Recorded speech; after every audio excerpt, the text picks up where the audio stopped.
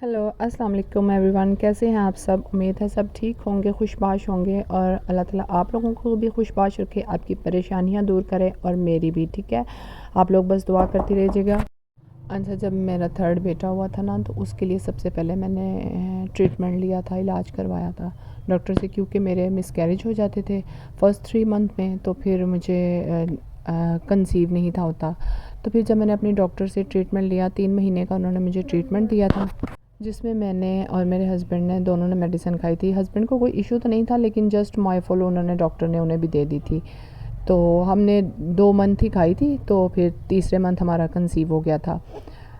ये मैं इसलिए बता रही हूँ कि कुछ बहनों के मिसकैरेज में मिसकैरेज हुई जा रहे हैं। टिकटॉक पर वो आकर मुझे डीएम करी जा रही हैं कि हमारे मिसकैरेज हो रहे हैं, तो हम ट्रीटमेंट कहाँ से लें। तो चंदा, जिधर जहाँ से मैंने ट्रीटमेंट करवाया, मैं तो गुजरांवाला में रहती हूँ, मैंने यहाँ से ट्रीटमेंट करवाया है।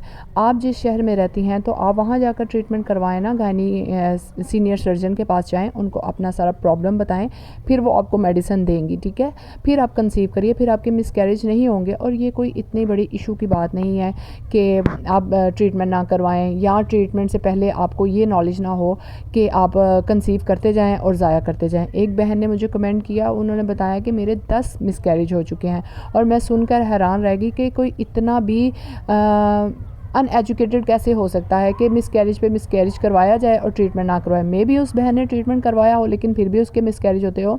तो चंदा, लाहौर हो गया, गुजरांवाला हो गया, सियालकोट, बहुत ज़्यादा अब तो काबिल डॉक्टर बैठे हुए हैं, आप उनसे अपना ट्रीटमेंट करवाएं। इंशाल्लाह अल्लाह ताला भी आपकी ज़रूर गोद हरी करेगा। तो फिर जब मैंने ट्रीटमेंट करवा लिया था, मेरा कंसीव हो गया था।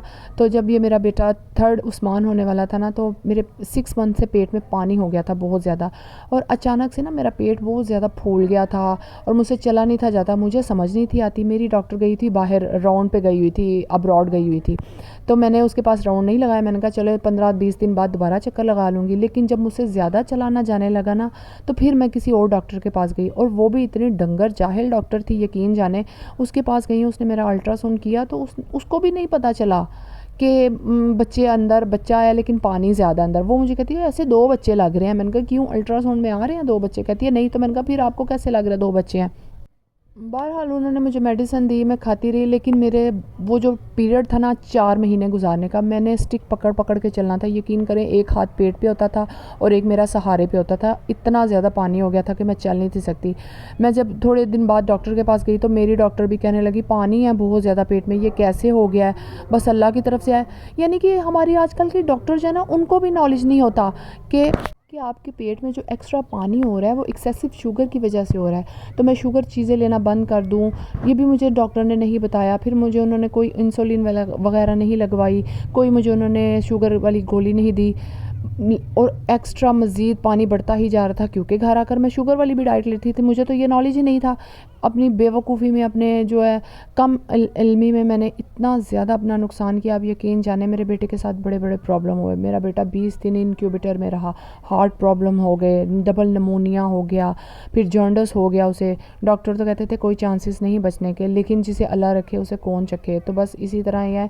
मैं ये सिर्फ वीडियो शेयर करने का मकसद ये है कि मेरी तरह जिन बहनों को कम इल्मी का मुजाहरा अपने टाइम पर करना पड़ जाता है, बाज़ दफ़ा नहीं पता चलता। आजकल तो मीडिया का दौर है ना, मोबाइल्स, फ़ोन है, इतना ज़्यादा कुछ है, तो जिसके ज़रिए हमें ये नॉलेज मिल जाता है। मेरे वक्त में 7 साल पहले ऐसा नहीं था।